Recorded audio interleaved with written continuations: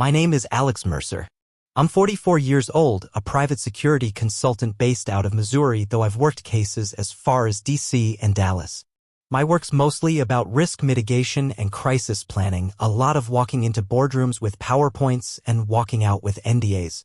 It's not glamorous, but it pays well and keeps me sharp. I pride myself on reading people, noticing small details, gut feelings, the stuff others miss. But none of that prepared me for what happened that Friday night. It started out simple. My wife, Mabel, was helping host an exclusive client appreciation gala at her marketing agency.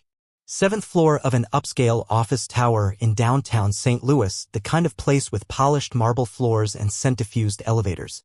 She'd been talking about this event for weeks, conference calls, fittings, new branding for the sponsor banners. She was stressed about it, so I figured I'd do something nice. Show up early with a bouquet, catch her before it all began, and wish her good luck in person. Just a simple gesture, no drama, no plans to stay long. I parked in the garage underneath the building and rode up solo. I even remember checking my reflection in the brushed steel doors of the elevator, neat, steady, still a little salt in my short brown hair but otherwise pulled together. The flowers were wrapped in navy tissue paper. Nothing fancy but thoughtful. I smiled to myself, imagining how surprised she'd be to see me. The elevator chimed softly as it reached the 7th floor and the doors slid open with a hiss. And that's when I saw her. She wasn't coming from the lobby entrance. She was stepping out of the elevator directly across from mine, the one that came up from the parking garage. Mabel. She looked stunning. That much hit me first. Her hair was pinned up in a twist I'd never seen, and she wore this deep emerald green dress, sleeveless, backless, and cut in a way that felt more personal than professional. Elegant, yes, but not the kind of thing she wore to client events. At least not in the 14 years I'd known her. And I would have remembered that dress. But that wasn't the part that froze me. It was the man next to her. Brandon. I'd heard his name a dozen times. Her work husband, she once joked. He was in charge of client accounts, sharp guy, younger by a few years. They traveled together sometimes for pitches, Denver last month, Kansas City in March. I never thought much of it before. He was married too, apparently. Friendly in a polished, bland kind of way. But right then, right there, Brandon had his hand on the small of her back. Not fleeting. Not casual. It was the kind of touch that speaks in a language only two people know. He wasn't carrying documents. He wasn't holding a laptop bag. He wasn't even looking at her like a coworker. He was looking at her like a man who believed, at least for the moment, that she was his. And Mabel flinched. Barely, a twitch in her shoulder, a sharp intake of breath, but I saw it. And then she smiled. Too quickly. Too widely. Alex, she said, voice high and slightly breathless. What are you doing here? She moved toward me, smile locked in place, her heels clicking on the tile. Brandon just walked me up from the garage. I had all these documents, you know how much of a mess that trunk is. Brandon smiled too, but it didn't reach his eyes. He nodded. Yeah, just helping out. I looked at her hands. No documents. No laptop. Just a clutch purse and a glossy sheen of something like panic behind her eyeliner. I handed her the flowers, white lilies and blue hydrangeas, her favorites. She took them and leaned in to kiss my cheek. Her skin was warm, scented with a perfume I didn't recognize. It was heavier than her usual citrus stuff. Richer. Not unpleasant, just unfamiliar. Thank you, she said, her eyes flicking back toward Brandon, then to me, then back again. I didn't say much. I smiled. Said I was proud of her. Told her I wouldn't stay long, just wanted to wish her luck. The words felt like they came from someone else's mouth. Brandon mumbled something about checking on the caterers and disappeared down the hall. I stood there a second longer, watching her posture relax once he was gone. Or maybe it wasn't relaxation. Maybe it was calculation. I couldn't tell. Alex, she said softly, reaching out to touch my sleeve, this means a lot. Really? I nodded. You've worked hard. I wanted to show up. She smiled again, the kind she used when she wanted to end a conversation. You always know what I need. I let her go, watching her walk down the corridor toward the event hall, heels echoing off the tile. The dress swayed with each step. It was too new. Too deliberate. Too, not for me. The elevator doors closed and I stood there in silence as the numbers ticked down. Floor 6. Floor 5. My heart wasn't racing. It should have been, maybe. But I just felt hollow. All those years in security and I'd trained myself to analyze threats like patterns. You read behavior, tone, body language. You pay attention to what people don't say. And I realized, standing there in that elevator with the scent of her perfume still clinging to my shirt, that Mabel had stopped telling me certain things a long time ago. I'd brushed it off before. A late meeting here. A girls' night that didn't include the usual friends. An extra shift for a pitch that never showed up on the company calendar. All of it added up to nothing until suddenly it added up to everything. By the time I reached the lobby, I knew something had shifted. Not in her. In me. Something was broken. Maybe not completely. Maybe not beyond repair. But cracked. In a way I couldn't unsee. And I hadn't even opened my mouth. I didn't say anything to Mabel that night. Not on the ride home. Not while she told me about how smoothly the event had gone. Not when she kissed me on the cheek and thanked me again for the flowers. I nodded, smiled, played my role. I even helped her take her heels off when we got in. She was glowing from the evening, but it wasn't just pride or relief. It was something else. Maybe guilt. Maybe adrenaline. Maybe both. But inside me, something had shifted. That quiet flicker from the elevator hallway had started to spread like smoke in a sealed room. Clouded everything. By Monday, I couldn't stop seeing it. Not just that moment, but all the small, seemingly unrelated details that had piled up over the past few months. When you look at them individually, they're nothing. But when you start connecting them, a picture forms. And it's ugly. Started months ago, really. Maybe 6. Maybe more. Mabel had always had a demanding schedule, even when we first got married. I never resented it. I respected it. She was sharp, driven, and good at what she did. But at some point, her job became secretive. I used to know the names of her clients. I'd ask, and she'd light up, telling me about branding strategies and client quirks, all the behind-the-scenes things that made her excited to go to work. But then came the strategy dinners. First one every couple weeks. Then weekly. Then she stopped offering details altogether. Just, I've got something tonight. Or it's late-stage prep for a new pitch. When I asked what client, she'd wave it off. NDA stuff, you know how it is. Which, sure, I work in private security. I do know. But even NDAs don't require you to get home at midnight smelling like a perfume counter. And then there was her phone. We used to be open with our tech. Her phone would buzz. And if she was in the shower, she'd yell from the bathroom to check who it was. We shared Netflix passwords, Uber accounts, even her Starbucks app. But somewhere along the line, she flipped the switch. Her phone started staying on Do Not Disturb. The screen always turned away. I'd see her texting rapidly and smiling at the screen. And if I asked what it was, she'd say something like, just a meme from Laura, or group chat nonsense. Only she never showed me anymore. She used to show me everything. And she had this new perfume. Expensive stuff. I only noticed because I asked about it, and she brushed it off like it was some free sample from a client box. But I know sense. This one was high-end. The kind you don't wear to client lunches unless you're hoping someone notices you're wearing it. There was also her laptop. Used to be she'd leave it in the kitchen, open on the counter while we ate dinner or watched TV. I'd glance over, nothing hidden. But for the past few months, she started taking it everywhere. Bathroom, bedroom, car. One time, I reached for it to plug it in when it was low, and she jumped like I tried to pick up her diary. Still, I told myself I was being paranoid. I wanted to believe that marriage isn't about playing detective. It's about trust. And we had history. We'd built a life together. But hindsight doesn't care about your history. There was a trip to Chicago back in early spring. A 2-day conference, she said, with Brandon's team. She didn't send many photos, which was odd because she usually posted hotel pics or at least group sh*ts with her colleagues. But I let it go. Until a week later when I used the car's GPS and found the previous route hadn't been cleared. The destination? A boutique hotel across town from where the conference was held. Not the hotel the company booked. Not where Brandon's team stayed. I remember sitting there in the driver's seat, staring at the address. I even checked it online. It was the kind of place with romance packages and mood lighting. Back then, I told myself it didn't mean anything. I convinced myself there was some explanation. A change of plans, an overbooking, whatever. It sounds pathetic now. But when you love someone, you want to believe the best in them. You want to protect that belief like it's your own reputation at stake. Because in a way, it is. So I let it slide, like I let everything else slide. Until that night in the elevator. That image, Brandon's hand on her back, the dress I'd never seen, the flinch, it unlocked something. It was like waking up from a long, calm dream and realizing there's smoke in the air. You can't smell it yet, but you can see it drifting. And once you see it, you can't ignore it. I started noticing more. She stopped calling me babe, started using my name more.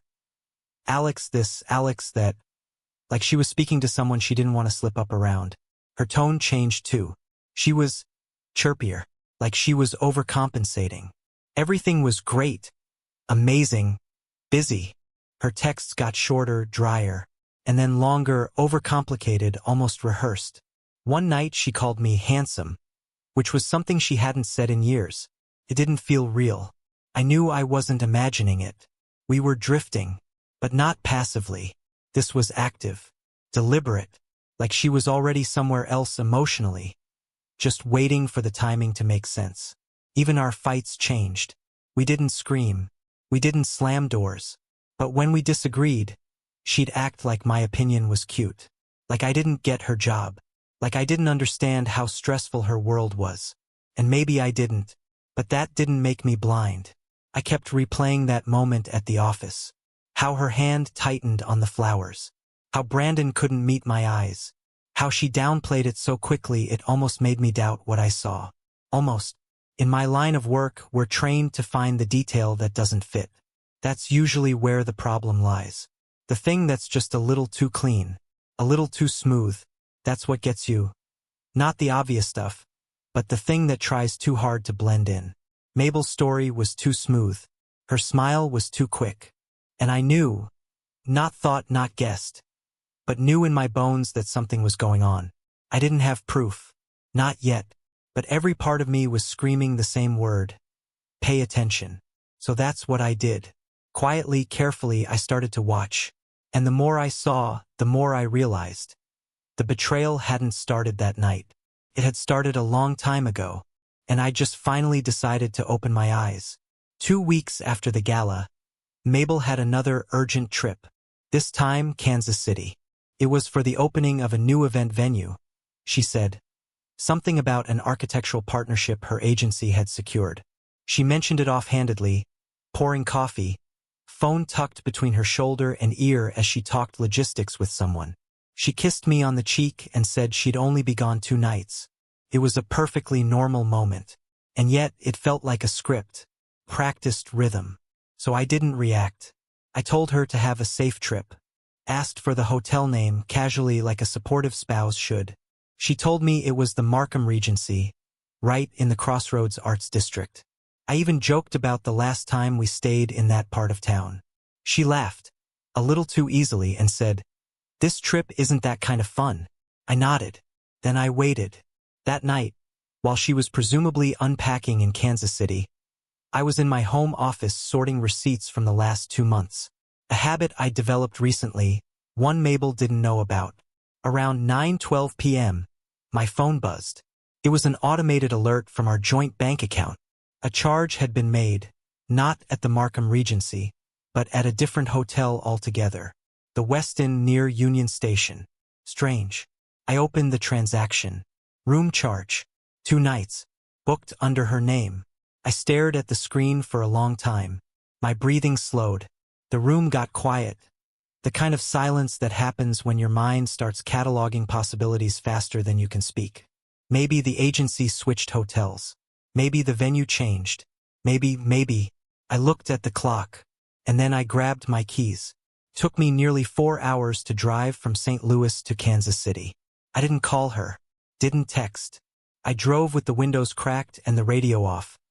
The only sound being the low hum of the engine and the questions circling in my head. When I pulled into the Westin's parking structure at 1:03 a.m., I parked on the 3rd level and shut off the engine. I sat there for a few minutes watching the hotel windows. I wasn't even sure what I was looking for.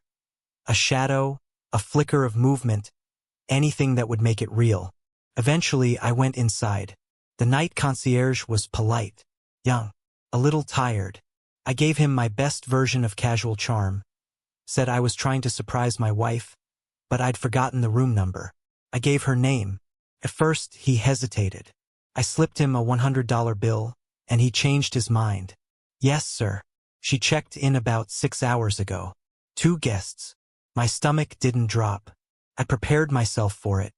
Somewhere between mile marker 121 and 147, I'd accepted that this was no longer about maybes. It was about confirmation. I asked the concierge if he could send a small amenity to the room, fruit or wine. He smiled and said sure. I asked him to let me write a note. On the paper I wrote nothing. Just signed it.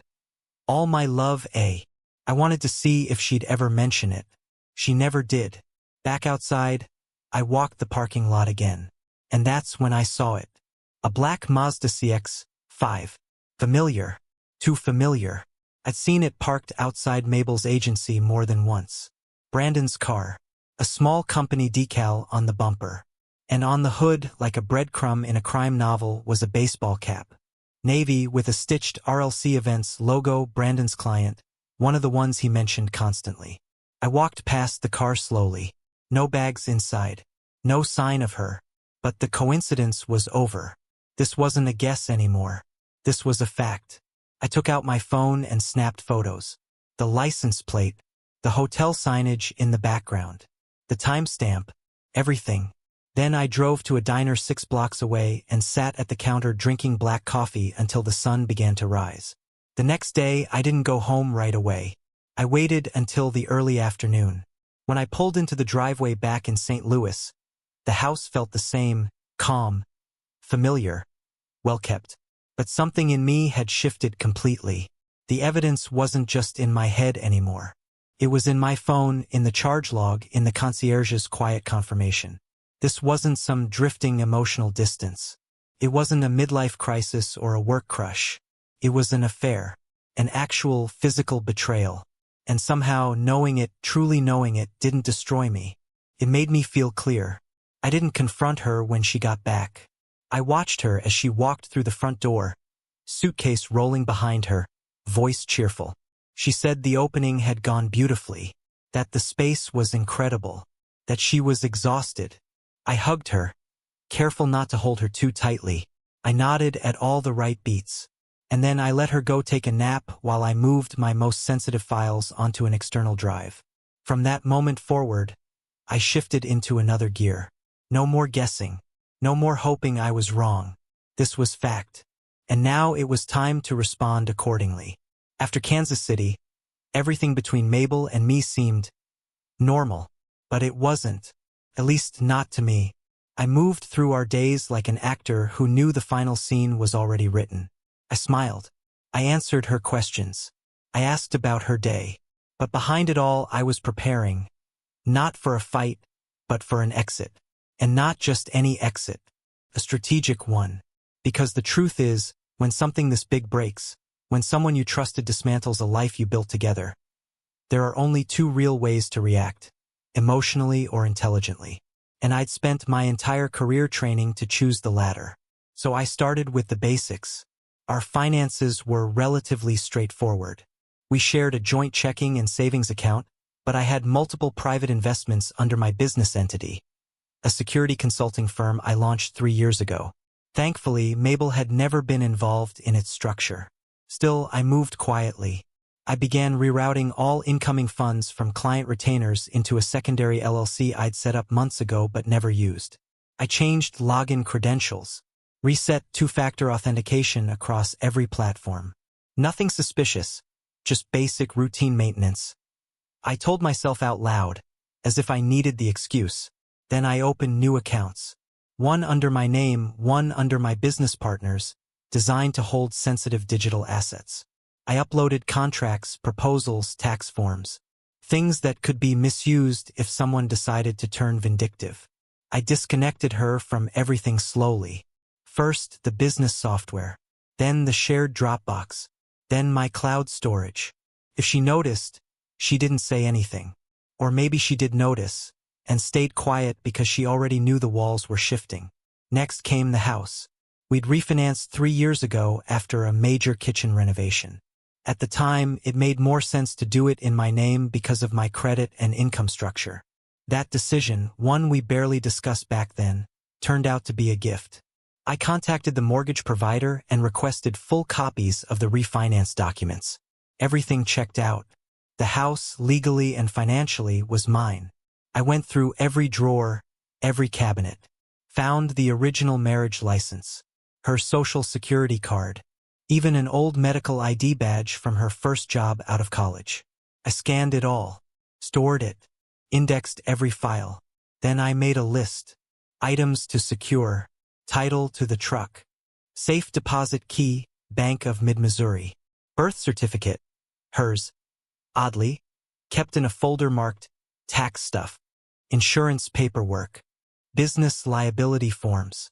She never saw me doing any of this. Or if she did, she didn't care enough to ask. I took leave from work. Officially, I told the agency I was experiencing burnout. That wasn't entirely a lie. But the real reason was this. I needed every hour of every day to plan what came next. Because if you're going to break apart a marriage built on deception, you don't do it in a rage. You do it like a professional. I reached out to a friend from college, let's call him Dan, who now worked in corporate investigations at an insurance firm. He owed me a favor. Over drinks at a quiet bar on the east end of town, I told him only what he needed to know. I said I suspected Mabel had made some questionable additions to her company healthcare plan. He raised an eyebrow, sipped his drink, and said, "What kind of questionable?" I slid over a photo of Brandon's car. "Does this guy count as a domestic partner?" He stared at it, then laughed, darkly.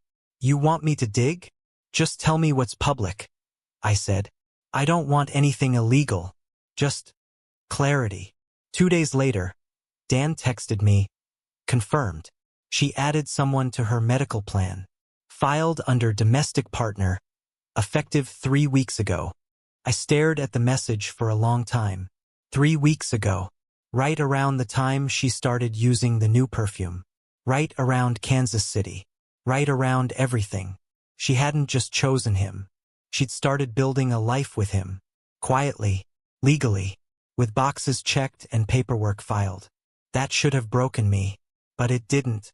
It just made everything easier. I stopped wondering if I was crazy. I stopped giving her the benefit of the doubt. I stopped hoping for an honest conversation or a last-minute confession.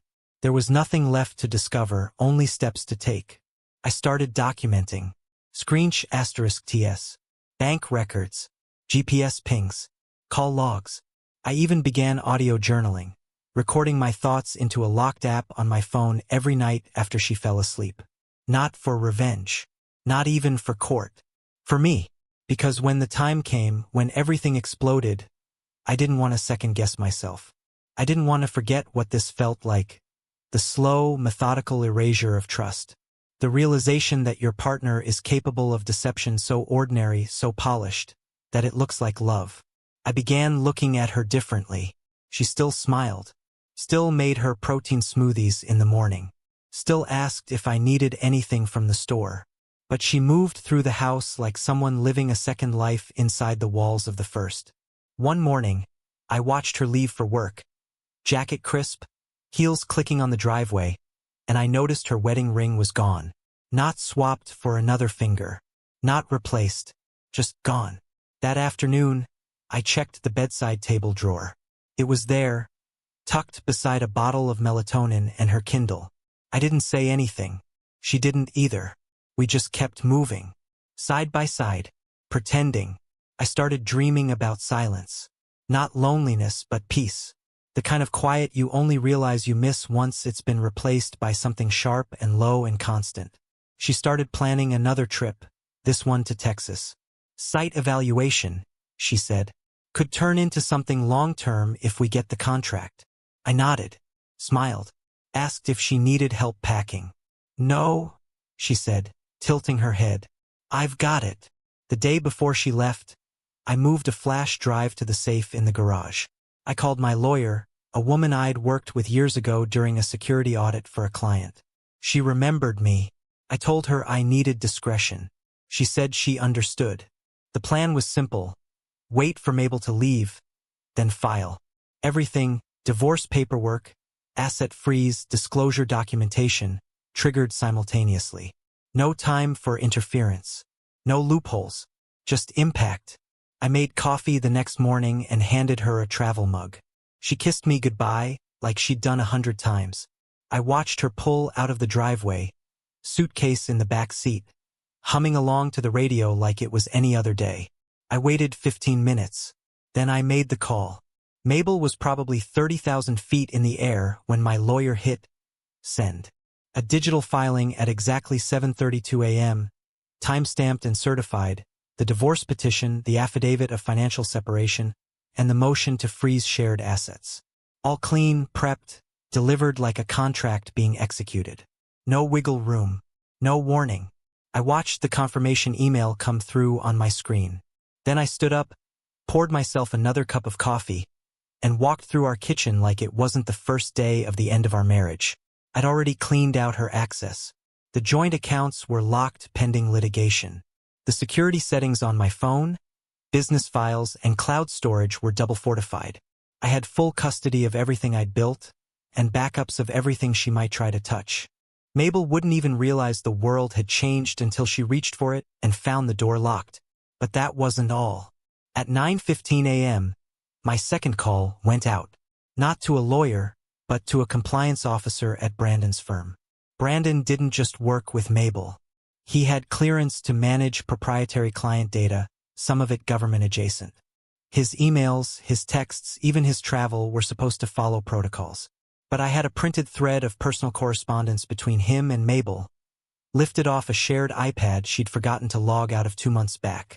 There were just enough red flags, suggestive language, loose references to client names, timestamps from late-night strategy sessions, to justify a compliance inquiry. And once the inquiry started, all I had to do was feed it. Anonymous screensh *TS. Metadata. IP logs. Nothing doctored. Nothing dramatic. Just enough to make them sweat. By noon, the first domino had tipped. Brandon's email access was suspended. His upcoming client pitch pulled. A senior manager flagged his travel logs, noting irregular overlaps with venues that didn't match agency reports. I didn't need to say his name directly. The internal audit would do the rest. Meanwhile, I sent a second package, this one to the IRS. Not malicious, just informative. A concerned third-party letter, noting discrepancies between Mabel's reported income and her travel reimbursements. I included receipts, actual ones, from shared meal expenses and luxury accommodations during events that supposedly had modest budgets. I wasn't out to ruin her, but I was done protecting her. By 3 p.m., I changed the locks on the house. Took less than 20 minutes. I left her keycard in a padded envelope taped to the porch, right next to her backup laptop and suitcase, the one she usually stored in the hall closet, already half-packed with emergency travel items. I included a typed note. This address is no longer available for your use. Future communication will be handled via legal counsel. You may collect additional belongings by appointment only, supervised. It wasn't cruel. It was clinical. I watched from the living room window as the day stretched into dusk. The sun dipped low, and the porch light clicked on automatically, casting a faint halo over her things. She arrived just after 10 p.m. The doorbell camera caught everything. Her Uber pulled up slow. She stepped out wearing flats and a faded hoodie over what looked like business casual. Her hair was tied back, not like a woman returning from a romantic trip, like someone bracing for fallout. She didn't look surprised when the key didn't work. She didn't panic, didn't cry. She tried the knob, stared at the lock, then saw the envelope on the porch. She bent down, picked it up, and turned it over in her hands like she wasn't quite ready to open it. When she did, I watched her read the first line twice. Then her jaw clenched. She didn't knock. She didn't shout. But her eyes, caught in the grainy lens of the porch cam, didn't hold regret. They held rage. She stood there for a long minute, breathing through her nose, hands trembling just slightly. Then she grabbed the suitcase, turned around, and walked back to the Uber. The driver didn't even look up. They pulled away into the night. I didn't watch the video again. I didn't need to. The next morning, my lawyer received her official reply. A curt email acknowledging receipt of the divorce petition, stating she'd be consulting her own counsel promptly. That was it. No attempt to deny, no rebuttal, just cold legal choreography. And then the real noise began. Within 48 hours, Brandon was suspended pending investigation. A compliance alert went out across his office, warning staff not to delete any digital records from the past 6 months. Mabel, apparently unaware I triggered the inquiry, was summoned by her company's HR for an urgent clarification session regarding travel invoices tied to Brandon's now-flagged client account. I didn't hear this from her. I heard it from someone else, one of my contacts in local corporate security. The same guy who once helped me vet a potential hire for a private client. Thought you'd want to know, he said, forwarding me the internal alert. Your wife's name came up in the collateral data pool. Big mess. I said thank you, closed the message, filed it under expected. 2 days later, I received a text from a number I didn't recognize. You didn't have to do it this way. We could have talked. I stared at the screen for a long time. The contact photo was blank, but I knew the tone, knew the cadence. Mabel. I deleted the message, blocked the number. Then I took my phone, turned off notifications, and spent the rest of the afternoon sanding down the edges of a workbench I'd been meaning to refinish for 6 months. Because here's the thing people don't tell you about betrayal, it's not the shock that stays with you. It's the clarity. Once you've seen who someone really is, once you've peeled back the performance, you can't unsee it. And suddenly you don't care about apologies or explanations. You just want peace. And that's exactly what I was building. A week later, my phone buzzed with a call from Joanna, Mabel's sister. We hadn't spoken in a while, but she sounded tired. She showed up at my door, she said, no preamble. Tried to stay the night. I told her no. I didn't say anything. She looked rough, Joanna added after a pause. I asked her what happened. She said you blindsided her. But honestly, Alex, she knew this was coming. I thanked her for the call. She hesitated, then said Mom isn't siding with her either. Said she won't host her until things settle. Brandon really messed her up. That last part stuck with me. Through one of my old security contacts, I found out that Brandon had gone dark. Deleted his LinkedIn, deactivated social media, stopped showing up at any of his usual haunts. Word was he was under an internal investigation for data misuse, client travel records, expense accounts, corporate gifts charged under entertainment. Apparently, the firm's legal team flagged multiple transactions tied to Mabel's name. It didn't take long for the connection to explode into something bigger. His wife, yes, Brandon had a wife, something I'd half suspected but never confirmed, had filed for separation and launched a formal complaint. And just like that, the affair Mabel thought she'd kept discreet turned into a red-flagged item in a fraud inquiry. By the end of the month, she was suspended from her job. Not fired, not yet, but effectively benched. The agency couldn't afford the liability. I heard this not from her, of course, but from a former colleague of hers who sent me a clipped message. You were right to act fast. She got sloppy. HR's in full damage control mode. At night, the house was quiet. No echo of her heels. No low laughter from the hallway as she FaceTimed someone and lied about being stuck in traffic. No anxiety coiling in my gut when her texts came through hours late. Just silence. Peace. 6 months later, my life was unrecognizable, but in the best way. I'd stepped away from private security altogether. Sold off my consulting shares, liquidated the business account, and relocated to a small coastal town 2 hours south. The house I bought was simple, with high windows and a workspace in the garage where I started building furniture. Quiet work. Solid work. That's where I met Carol. She worked as a policy analyst for the local council. We crossed paths at a town planning meeting. She was calm, deliberate, the kind of person who actually listened before she spoke. We talked again at the farmer's market. Then at a small bookshop where she asked for a recommendation and ended up leaving with the same novel I was about to buy. There was no rush. No performance. We built something steady, conversations, shared meals, long walks. I never once felt the need to check her phone or guess what she was thinking. It felt honest.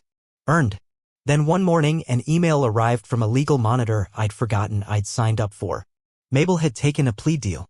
2 years of probation, a restitution fine, and a 3-year ban from managing client-facing events. No jail. No trial. Just consequences. I read it once, then deleted it. I didn't feel triumphant. I didn't even feel angry. Just free. The house was paid off. My accounts were clean. My tools were sharp and my days were mine again. Sometimes the past tries to come back,